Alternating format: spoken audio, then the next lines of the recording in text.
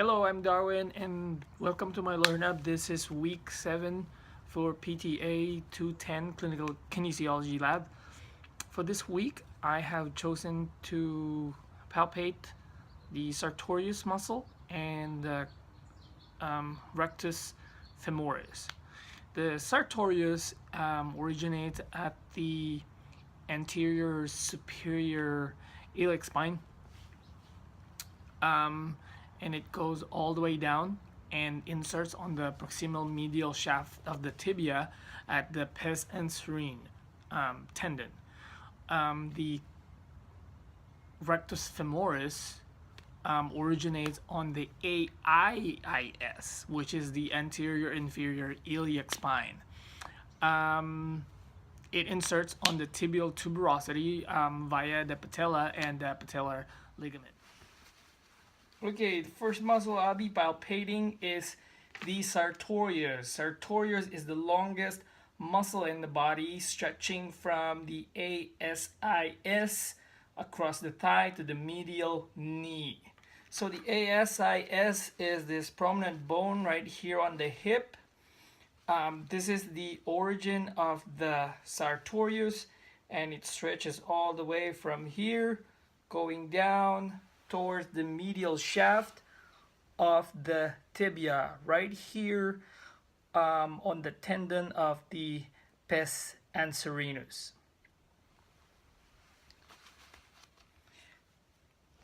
The action of the sartorius is for flexing the hip, laterally rotating the hip, and abducting the hip.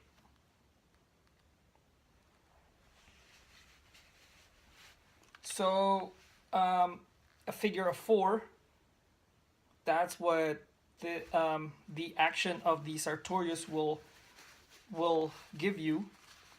That will visually give you an idea of its actions. Second muscle I'll be palpating is the rectus femoris. Rectus femoris is one of the muscles in the quadriceps femoris group. The origin of rectus femoris is on the AIIS, and the rectus femoris is responsible for flexing the hip, this kind of movement, and it is also involved in extending the knee, this kind of movement. So when I kind of extend the knee, you will see here, right here, that is the rectus femoris. So the origin of the rectus femoris is on the AIIS, the anterior inferior iliac spine. So if the ASIS, anterior superior iliac spine, is right here, so we just go inferiorly, and the next bony landmark would be the AIIS, anterior inferior iliac spine, which is the origin of the rectus femoris. Okay, and then I'm gonna flex again, so the muscle will go all the way down and insert into the tibial tuberosity via the patella and patellar ligament. So right down here. So this muscle over here, that is the rectus femoris, going all the way down.